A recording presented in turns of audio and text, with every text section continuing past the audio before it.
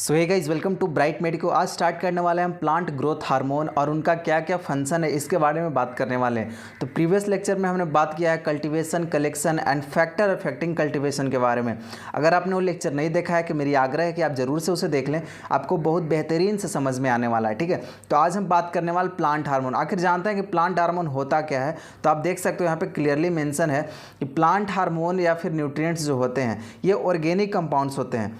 Organic compounds क्या होते हैं? वैसे कंपाउंड जिसमें कार्बन हो, तो कार्बन कंटेनिंग कंपाउंड जनरली को हम क्या कहते हैं? ऑर्गेनिक कंपाउंड कहते हैं। ठीक है, तो ये देखिए यहाँ पे ये ऑर्गेनिक कंपाउंड है अदर देन न्यूट्रिएंट्स। ठीक है, ये न्यूट्रिएंट्स नहीं है, बस ऑर्गेनिक कंपाउंड्स हैं। बहुत सारे ऑर्गेनिक कंपाउंड्स क्या होता है? न्यूट्रिएंट्स भी होते हैं, लेकिन ये क्या है? अलग है, उनसे हटके है, मीन्स अलग टाइप का केमिकल कंपाउंड है, ऑर्गेनिक कंपाउंड है। इनको हम लोग फाइटो हार्मोन्स भी कहते हैं। अब बात आती है फाइटो हार्मोन्स क्यों कहते हैं। Phyto means plant and hormones तो आप जान ही रहे हो। ठीक है, कोई भी केमिकल जो कि रिलीज हो, तो प्लांट से रिलीज हो रहा है ना, इसीलिए इसको हम क्या कहते हैं? फाइटो हार्मोन्स कहते हैं। एक्टिव्स होता है वेरी लो कंसंट्रेशन में, मीन्स अगर आप इसका छोटा सा कंसंट्रेशन, बहुत ही कम कंसंट्रेशन में दोगे तो ये क्या होगा? ज़्यादा एक्टिविटी शो करेगा, अपना इफेक्ट शो क्या करेगा? कौन कौन सा इफेक्ट शो करेगा हम लोग आगे देखने वाले हैं। Produce in certain part of plant usually transport to other parts where the elicit specific biochemical, physiological and morphological responses. ये कहना चाहता है कि कोई जगह प्लांट का हर एक पार्ट में, जैसे हम ऑक्सीजन की बात करें, एक प्लांट हार्मोन है, तो ऐसा नहीं है कि ऑक्सीजन जो है प्लांट का सभी पार्ट में क्या होगा? रिलीज होगा। ये ऑक्सीजन जो है किसी एक पार्ट में रिलीज होगा और वही जो ऑक्सीजन है वो अलग अलग जगह फैलेगा और अपना रिस्पॉन्स शो करेगा। ठीक है, तो ये चीज़ कहना चाहता है। और कौन सा बायोकेमिकल दे सकता है? फिजियोलॉजिकल, उसका फिजियोलॉजी में चेंज कर सकता है, या फिर मॉर्फोलॉजिकल चेंज कर सकता है। मॉर्फोलॉजिकल चेंज कैसे कर सकता है? जैसे आप देख सकते हो बाहर एक्सटर्नल अपीयरेंस में कोई कोई पेड़ छोटा से बड़ा कैसे हो जाता है, तो ऑफ कोर्स ये बात किसकी है? हार्मोन्स के ही कारण होता है। तो मॉर्फोलॉजिकल चेंज किया या नहीं? बिल्कुल किया। ठीक है, तो यही चीज़ बताना चाहता है। इनका एक स्पेसिफिक एक्शन है। ठीक है, स्पेसिफिक एक्शन है मतलब हर एक हार्मोन का अपना अलग अलग एक्शन, इनका अलग अलग एक्शन शो करते हैं। जैसे हार्मोन्स क्या क्या कंट्रोल करते हैं प्लांट्स में? जनरल सवाल तो हमारा पहला यह बनता है कि what do hormones control in plants. ठीक, तो बहुत बेसिक सा जो हमारा जो होगा ना, पहला जो कंट्रोल करेगा रूट एंड शूट ग्रोथ। जो हमारा रूट होता है, रूट सबसे नीचे वाला पोर्शन, जड़ जो देखते होगा पेड़ का, उसको रूट कहेंगे, और ऊपर वाला जो पोर्शन होता है उसको हम लोग क्या कहते हैं? शूट कहते हैं। तो पहले तो इसका कंट्रोल करेगा, पहले रूट को कंट्रोल करेगा और शूट को कंट्रोल करेगा। फिर सीड जर्मिनेशन। सीड जर्मिनेशन मतलब आप बीज लगाते हो तो देखो बीज में से क्या एक नया पेड़ पौधा निकल कर आ जाता है, तो सीड जर्मिनेशन को कंट्रोल करता है। फिर लीफ फॉल, जब पत्ता, देखिए अब गर्मी के दिनों में क्या होता है? सेंसेंट फेज इसको कहते हैं, जिसमें पतझड़ वाला एक आता है ना सीजन, जिसमें पत्ता बहुत ज़्यादा झड़ने लगता है। पेड़ पे देखते होगा पत्ता एकदम से गायब हो जाता है बहुत सारे पेड़ पे। तो ये किसके कारण हो रहा है? ये हमारे हो रहा है हार्मोन्स के कारण। डिजीज रेजिस्टेंस, बहुत सारे डिजीज भी होते हैं प्लांट्स को, ऐसा नहीं है कि डिजीज बस एनिमल्स को होते हैं, प्लांट्स को भी बहुत सारे डिजीज होते हैं, तो उनसे रेजिस्टेंस प्रोवाइड भी करवाते हैं ये। फिर आता है fruit formation and ripening. Fruits को क्या करता है? फ्रूट, नया फ्रूट जो है लग रहा है, धीरे थोड़ा बड़ा हो रहा है, और कभी एक टाइम आता है जब वो फ्रूट क्या होता है? पक कर तैयार हो जाता है, खाने लायक हो जाता है। अभी तो आम का सीजन चल रहा है, तो आपने बहुत सारे आम खाए होगा, पका पका आम। आपने कच्चे आम भी देखे होंगे, फिर थोड़ा दिन छोड़ दो तो कच्चे आम भी क्या होता है? खुद से पक जाते हैं। ठीक है जी। Fruit formation and opening of flower, flowering time, bird formation. Bird सभी जानते हो, देखिए एक प्लांट है। ठीक है, यहाँ से क्या, ये अगर ये प्लांट है, ये कोई प्लांट है, तो इससे क्या होता है ना, ये पत्ता निकला और यहाँ पे छोटा सा अपीयरेंस और पत्ता निकलने के लिए तैयार होता है, तो इसको हम लोग क्या कहते हैं? इसको हम लोग बर्ड कहते हैं। तो बर्ड फॉर्मेशन में भी किसका रोल है? हमारा प्लांट हार्मोन्स का रोल है। अब आते हैं क्लास क्या क्या है प्लांट हार्मोन का। तो क्लास का बात करें तो पहला दो टर्म आएगा हमारा, प्रोमोटर और इनहिबिटर। प्रोमोटर क्या होता है सर? प्रोमोटर मतलब वैसा केमिकल, ठीक है, वैसा हार्मोन जो कि प्लांट के ग्रोथ को प्रोमोट करे, है ना। प्रोमोट करे मतलब ऊपर ले जाए, उसको बढ़ाए। इनहिबिटर क्या होता है? इनहिबिटर मतलब तो प्लांट के हर ग्रोथ को क्या करे? कम करे, उसको पका दे, उसको सड़ा दे। ठीक है, इसमें जो इन्वॉल्व रहता है उसको हम लोग इनहिबिटर कहते हैं। ठीक है जी। तो जैसे क्लास की बात करें तो पहला फास्टर ग्रोथ, एक्शन क्या होगा? फास्टर ग्रोथ करेगा अगर प्रमोटर हार्मोन रहेगा, क्लास रहेगा तो। जैसे कौन कौन है जो हार्मोन जो प्लांट करते हैं? हम सभी जानते हैं कि मेनली कितने हार्मोन होते हैं? मेनली 5 हार्मोन होते हैं प्लांट्स के। कौन कौन? पहला auxin, cytokinins, गिबरलिन्स, abscisic acid and ethylene. ठीक है, जिसमें से कि ऑक्सिन, साइटोकाइनिन एंड गिबरलिन्स क्या करते हैं? प्रोमोटर्स का काम करते हैं, मतलब ये हमारे प्लांट की ग्रोथ को बढ़ाएंगे। ठीक है, और एब्सिसिक एसिड और इथाइलिन हमारे क्या करेंगे? इनहिबिटर का काम करेंगे, प्लांट के ग्रोथ को रोकेंगे, ये पकाने में हेल्प करेंगे, राइपनिंग ऑफ फ्रूट्स में हेल्प करते हैं। ठीक है, तो आइए हम बात करते हैं एक एक करके सबके हार्मोन और उनके फंक्शंस के बारे में। तो पहला जानते हैं हम ऑक्सिन के बारे में। देखिए ऑक्जिन जो है वो 1931 में एक डिस्कवरी किसने किया था, डच ने किया था। डच आप सभी जानते हो, डच जो एक अलग सा कम्युनिटी था, उनके द्वारा क्या किया गया था, एक साइंटिस्टों के द्वारा किया गया था ऑक्जिन का डिस्कवरी। उन्होंने देखा कि प्लांट में ये जो उन्होंने देखा कि एक रूट है, एक सूट है, ठीक है, रूट या सूट है, ऊपर में देख रहे हो कि पहले छोटा था फिर बढ़ गया। तो फिर उसने क्या किया कि एक लैब में तोड़ के उसका टेस्ट किया। टेस्ट करने के बाद उनको एक केमिकल मिला, अरे यही केमिकल तो रिस्पॉन्सिबल है बढ़ाने के लिए, छोटा उसको बड़ा कर दे रहा है। मतलब उन्होंने फिर वहाँ पे किसका डिस्कवरी कर दिया, ऑक्जिन, बताया कि ये तो ऑक्जिन इसका नाम रख देते हैं। तो वहीं से क्या हुआ, ऑक्जिन का डिस्कवरी हुआ। ग्रीक वर्ड होता है ऑक्जिन, ऑक्जिन्स मीन होता है टू ग्रो, ठीक है, ग्रो मतलब किसी को उगाना, ठीक है, उसको ग्रोथ करने में हेल्प करना, बढ़ाना, हाइट बढ़ाना, साइज बढ़ाना, शेप बढ़ाना। तो ऑक्जिन का मेन काम क्या हुआ, ग्रोथ उसका मेन काम हुआ, ठीक है। ग्रोथ प्रोमोटिंग सब्सटेंस है, मतलब किसी भी प्लांट को क्या करवाएगा, ग्रोथ करवाने में हेल्प करेगा। देखिए हमारे जो ऑक्जिन होते हैं उसमें कुछ सिंथेटिक भी होते हैं और कुछ नेचुरल भी होते हैं। जैसे पहला हम बात कर लेते हैं इंडोल 3 एसिटिक एसिड। ये मेजर ऑक्जिन जो होता है, जो प्लांट में बहुत ज़्यादा प्रेजेंट होता है ना, वही ऑक्जिन होता है। याद रखना है आपको, जीपैट में भी ये क्वेश्चन पूछा गया, इंडोल 3 एसिटिक एसिड IAA, ठीक है। ये जो होता है मेजर ऑक्जिन होता है जो कि प्लांट में प्रोड्यूस होता है। 90% से एबव पार्ट जो होता है यही ऑक्जिन जो होता है, ऑक्जिन का यही सेम पार्ट प्लांट में होता है, बहुत सारे प्लांट में होता है। अगर इसका आप केमिकल फार्मूला देख लो तो यहाँ पे मेंशन है, ये क्या हो, इंडोल 3 एसिटिक एसिड इसका नेम है। ये हमारा क्या हुआ, ये हमारा इंडोल हो गया। और यहाँ पे देखिए फर्स्ट थर्ड पोजीशन पे देखिए 1 पोजीशन इसको दिए, 2 इसको, और यहाँ पे थर्ड पोजीशन पे क्या मेरा एसिटिक एसिड लगा हुआ है। तो इसीलिए इसका नाम क्या दे दिया हम, इंडोल 3 एसिटिक एसिड इसका नाम दे दिए, ठीक है। अब साइट होता है कहाँ पे, मेड इन एक्टिवली ग्रोइंग। अब हमारा बात आता है कि कहाँ कहाँ ऑक्सीजन प्रेजेंट होता है। तो पहला ये एक्टिवली ग्रोइंग टिश्यू में। एक्टिवली ग्रोइंग टिश्यू कहने का मतलब है कि वो ऐसा टिश्यू जो छोटा है और वो बड़ा हो रहा है, धीरे धीरे बड़ा हो रहा है, उसमें प्रेजेंस रहेगा, जिसमें क्या हो, सेल प्रेजेंट रहे, डिवाइडिंग सेल प्रेजेंट रहे, उसमें प्रेजेंट रहेगा। जैसे नए नए बर्ड्स में रहेगा, ठीक है, यंग लीव्स में रहेगा, फ्रूट्स में रहेगा, और सूट के टिप पे। अगर मेरा एक प्लांट है तो उसके सबसे ऊपरला पार्ट में क्या रहता है, सबसे ऊपर वाला पार्ट में हमारा ऑक्सीजन प्रोड्यूस होता है, जहाँ से क्या होता है, ग्रोथ करवाने में हेल्प करता है, ऊपर इलोंगेट करवाने में हेल्प करता है। अब ट्रांसपोर्ट की बात करते हैं। ऐसा नहीं है कि ऑक्सीजन जो है सब जगह प्रेजेंट हो, लेकिन ऐसा क्यों होता है कि बहुत ज़्यादा ग्रोथ करवाने लगता है, हर जगह ऑक्सीजन क्या करता है, ग्रोथ करवाने लगता है। तो उसके पीछे भी रीजन है।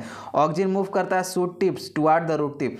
ऑक्सीजन पहले सूट पे, अगर सूट पे निकल रहा है, ठीक है, सूट पे सिक्रीशन हो रहा है ऑक्सीजन का, तो उसका सूट टिप से क्या करेगा, वो पूरे प्लांट में क्या करेगा, रूट तक पूरे प्लांट में फैलेगा, ऊपर से नीचे। देखिए सूट से रूट इसका क्या होता है, मूवमेंट होता है, ट्रांसपोर्ट होता है, कहाँ से, सूट से रूट तक, ठीक है। अब हम टाइप ऑफ ऑक्सीजन की बात कर रहे हैं। अब मैंने आपको बताया कि ऑक्सीजन जो है वो जो हम केमिकल्स हैं, अब ऑब्सकॉर सी बात है, ये क्या है, केमिकल्स हैं, नेचुरल हार्मोन्स हैं जो कि प्लांट ग्रोथ में हेल्प करते हैं। तो इनको हम नेचुरली अकरिंग भी होते हैं, मतलब जो नेचर में एग्जिस्ट करते हैं, ना, नेचर में क्या कर रहे हैं, अकर हो रहे हैं, नेचर में प्रेजेंट हो रहे हैं। और एक होता है सिंथेटिक। सिंथेटिक क्या कर रहे हो आप, सिंथेटिक मतलब जिसको हमने लैब में बनाया है, ठीक है। एक तो नेचुरली आपको प्लांट में मिल रहा है, और दूसरा होता है क्या, सिंथेटिक, जो कि आप लैब में बनाए हो। अब लैब में बनाने की आवश्यकता क्यों पड़ी, क्योंकि अब आप टिश्यू कल्चर कर रहे हो, आप बहुत सारे जो हाइब्रिडाइजेशन टेक्निक अप्लाई कर रहे हो, तो आप क्या करो, उसमें ऑक्सीजन डाल के वो प्लांट को आप चाहोगे ना कि जल्दी से ग्रो कर जाए, तो इसके लिए आप ऑक्सीजन पूरा प्लांट से तो नहीं निकाल पाओगे, तो इसीलिए आपको सिंथेसिस करने की आवश्यकता पड़ती है। तो हम क्या किए, फिर सिंथेसिस किया उसका। जैसे नेचुरल की बात करें तो 3 टाइप का होते हैं। इंडोल एसिटिक एसिड, ये मेजर है, ठीक है, IAA, phenyl acetic acid PAA, और इंडोल 3 एसिटोनाइट्रेल, ठीक है, IAN। ये जो है, ये तीनों क्या है, नेचुरली अकरिंग इन प्लांट्स में, ये प्लांट में प्रेजेंट होते हैं। इसमें मेजर को ना इंडोल एसिटिक एसिड है, आपको याद रखना।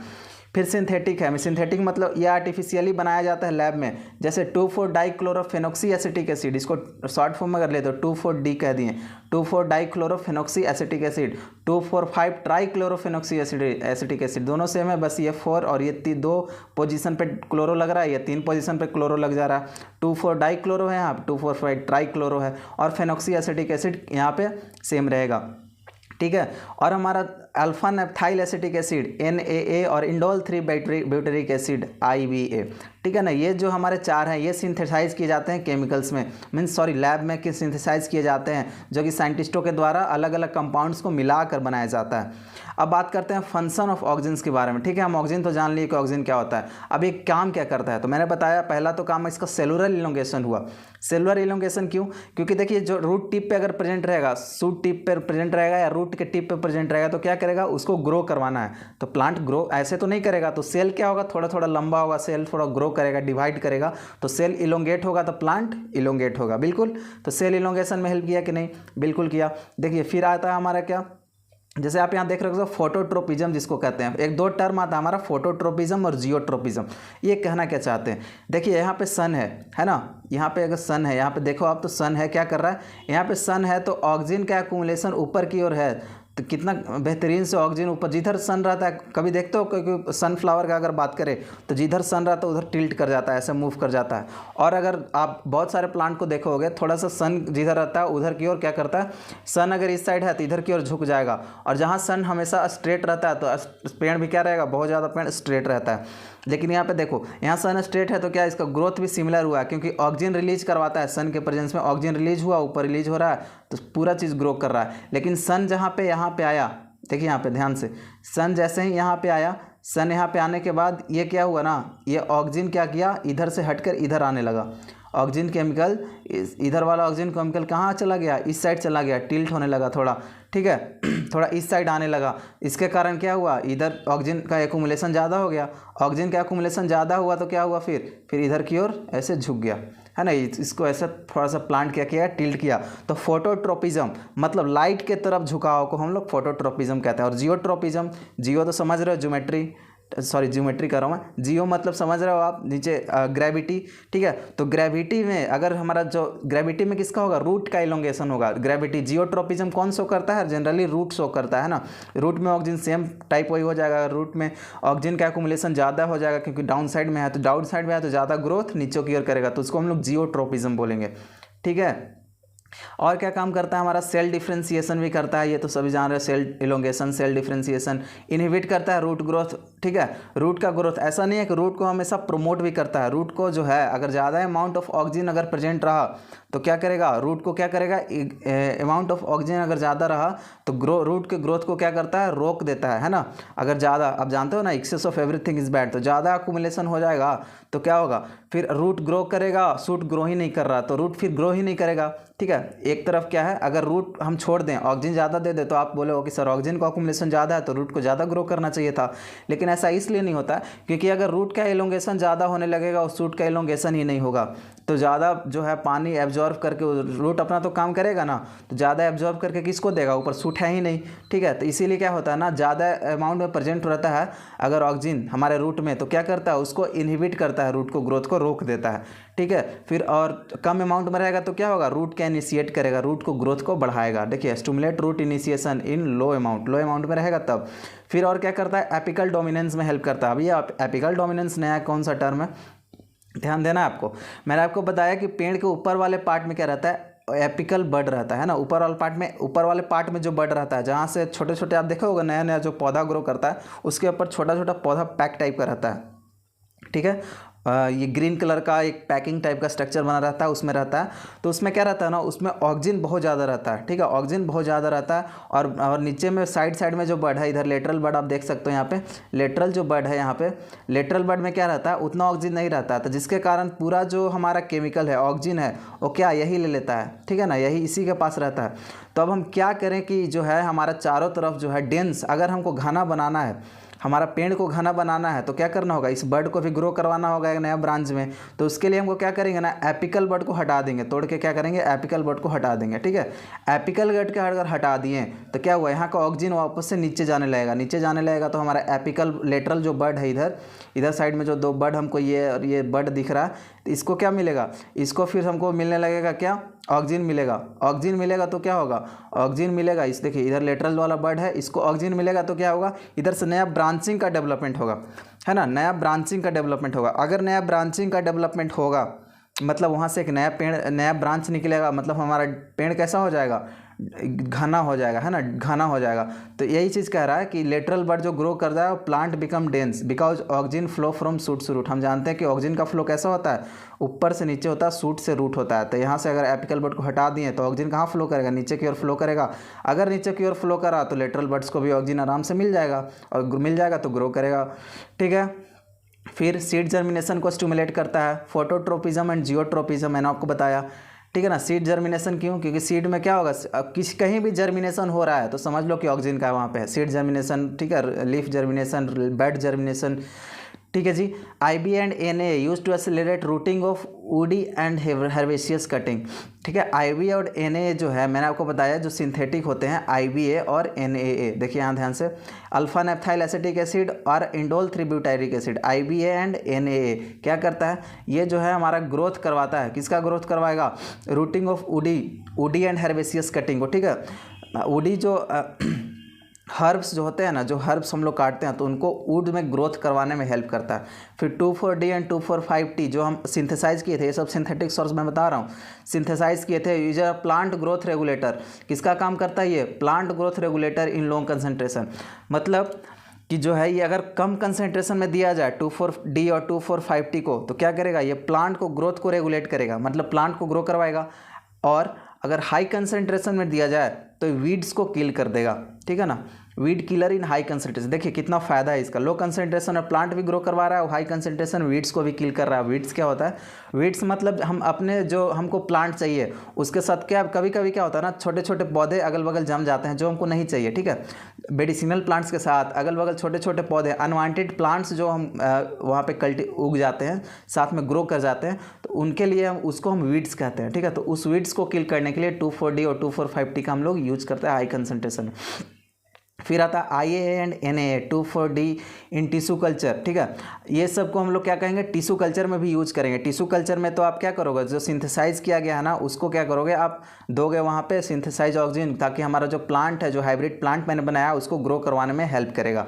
फिर दूसरा आता है हमारा गिबरेलिंस। गिबरेलिंस क्या होता है, इसका डिस्कवरी किसने किया था, जापानीज साइंटिस्ट इरिची कुरोसावा। ठीक है, इरिची कुरोसावा ने गिबरेलिंस का क्या किया था, डिस्कवरी किया था जब वर्क कर रहे थे बैकांड फुलिश सीडलिंग। ठीक है, देखिए फुलिश सीडलिंग यहाँ पे टर्म आता है। फुलिश सीडलिंग मतलब होता है क्या, तो मैंने यहाँ पे हिंदी में लिखा आपके लिए बेहतरीन समझ में, ताकि बाद में भी आए आपको।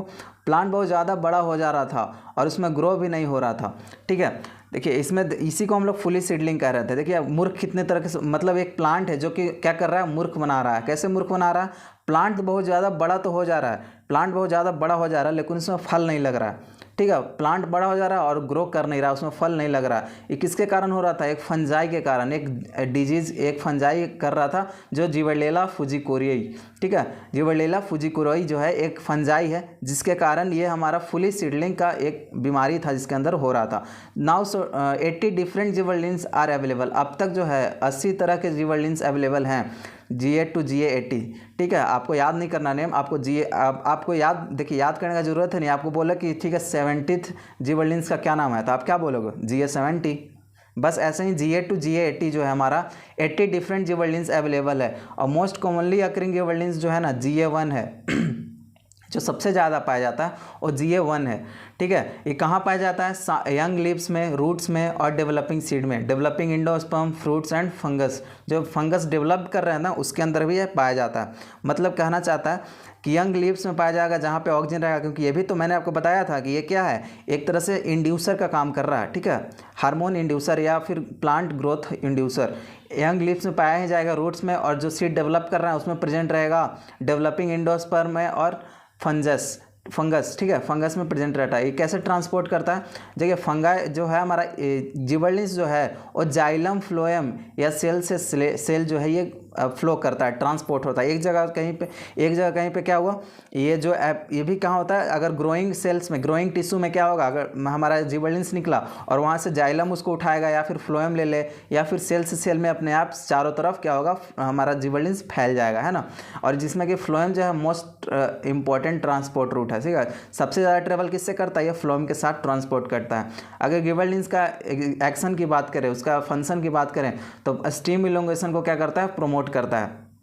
कैसे प्रमोट करता है स्टीम इलोंगेशन को, देखिए यहाँ पे आता है हमारा क्या है, ये फ्रूट एंड सीड कोट। ठीक है, ये क्या है, फ्रूट है और सीड कोट है। अंदर में आपको ये इंडोस्पर्म दिख रहा है, क्या दिख रहा है आपको, इंडोस्पर्म। ठीक है, यहाँ पर इंडोस्पर्म में क्या कर रहा है, स्टोर रिजर्वेज यहाँ पे स्टोर रहते हैं। तो स्टीम का इलोंगेशन कैसे कर रहा है, अगर स्टीम का इलोंगेशन करना है इसको, तो क्या चाहिए, इसको फ्री फॉर्म में क्या चाहिए, न्यूक्लिक एसिड चाहिए, प्रोटीन्स चाहिए, तब तो नया सेल बनाएगा ना। जिसके कारण देखिए कैसे बनाता है, यहाँ से प्रोसेस लिखा हो गया। एलुरोन लेयर है यहाँ पे, देखिए एलुरोन लेयर यहाँ पे, और एम्ब्रियो। यहाँ इसमें क्या होता है कि हमारा वाटर इसमें इंटर करेगा, इसमें क्या इंटर करेगा, वाटर इंटर करेगा। तो वाटर इंटर करने के बाद ये स्वेल कर जाता है, थोड़ा सा फूल जाता है।